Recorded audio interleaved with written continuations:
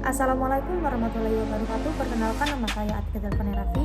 Saya berasal dari kelas 4C Prodi PTPI. Baiklah, di sini saya akan mereview makalah saya sendiri dan juga teman saya yaitu Nadia. Di sini kami mengangkat judul implementasi modifikasi perilaku dalam lingkup kehidupan dan juga bagaimana self control dalam modifikasi perilaku. Nah, di sini tujuan pembuatan makalah ini yaitu memberitahukan kepada teman-teman apa pengertian dari keterampilan sosial dan bagaimana self control dalam modifikasi perilaku pada kehidupan sehari-hari kita. Nah, yang pertama kami membahas mengenai keterampilan sosial, itu konsepnya. Keterampilan sosial berasal dari dua kata, yaitu keterampilan dan sosial. Nah, secara umum keterampilan sosial ini dikenal sebagai perilaku yang dapat dipelajari dan dipahami serta diterima secara sosial, yang memungkinkan orang berinteraksi dengan orang lain melalui cara-cara yang menghasilkan respon yang positif dan menghindari atau menghilangkan respon yang negatif. Prinsip-prinsip dan juga ada beberapa aspek dalam keterampilan sosial. Aspek-aspek dalam keterampilan sosial itu ada kerjasama, berkomunikasi, berpartisipasi, beradaptasi, serta berbagi. Nah, prinsip dalam pelatihan keterampilan sosial dalam modifikasi perilaku ini juga ada individu ini dianggap sudah mengetahui dan sudah ada maksudnya bekalnya, namun tidak dikuasai penuh. Jadi misalnya dia sebenarnya bisa loh beradaptasi dengan orang lain, tapi tidak dikuasai dengan penuh. Maksudnya dia tidak bisa menghadirkan dia pada situasi yang kurang ia kenali. Nah, jadi maka kita bisa menggali atau melakukan teknik keterampilan sosial ini beberapa tahap. Bisa melalui beberapa tahap. Yang pertama itu ada modeling. Tahap modeling ini kita bisa dibutuhkan peserta pelatihan secara spesifik, detail, dan juga sering. Jadi kita bisa melakukan pelatihan ini secara rutin agar kita bisa melihat dan mencontohkan. Lalu ada kedua itu ada role playing, di mana tahap bermain peran, di mana peserta pelatihan mendapat kesempatan untuk memerankan suatu interaksi sosial dan diperankan oleh model yang diperankan oleh model. Misalnya nih, saya jual sayur, ada yang beli sayur. Nah, itu kan bisa yang pelatih itu bisa menjadi yang jual atau bisa menjadi yang pembeli sesuai apa yang dia mau gitu.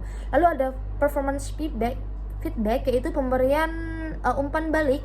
Misalnya berkomunikasi, kita bisa melatih komunikasi kita dengan cara menjawab pertanyaan-pertanyaan itu dengan secara pelan-pelan saja gitu. Lalu ada transfer training, yaitu tahap pemindahan keterampilan berolah individu, di mana pelatihan yang dimana dilakukan dalam kehidupan sehari-hari tadi.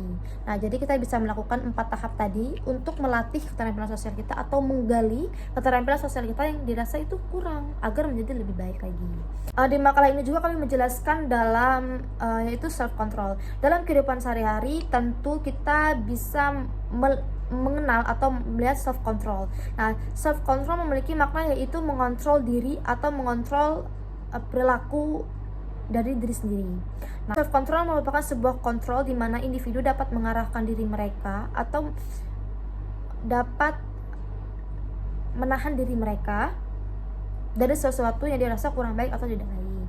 Nah, dalam desain dan strategi self control ini sendiri dengan memberikan modifikasi perilaku dapat beberapa tahapan.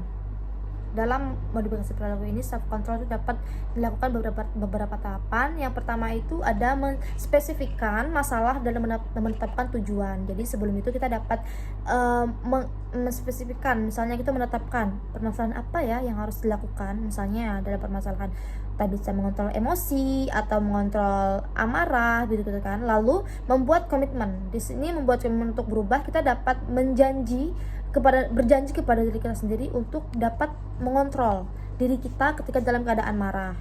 Lalu yang ketiga itu mengambil data dan menilai penyebab masalah. Jadi kita bisa menggali nih di sini, menggali apa sih penyebabnya. Kita bisa emosi sebegitu emosinya. Lalu ada merancang program di mana pengembangan masing-masing variabel menyediakan area bagi penyeleksian teknik pengendalian diri. Nah, yang terakhir itu yang kelima yaitu mencegah kembalinya perilaku bermasalah dan membuat pencapaian atau pengarahan itu bertahan lama. Jadi di sana kita bikin target. Kita harus membuat perilaku itu kita harus bisa menahan diri itu dengan jangka waktu yang lama gitu. Lalu di sini juga ada beberapa hal yang dapat dikontrol, misalnya ada permasalahan yang dapat kita kontrol. Yang pertama itu pengendalian diri emosi marah, lalu ada pengendalian diri terhadap godaan bolos contohnya kan, lalu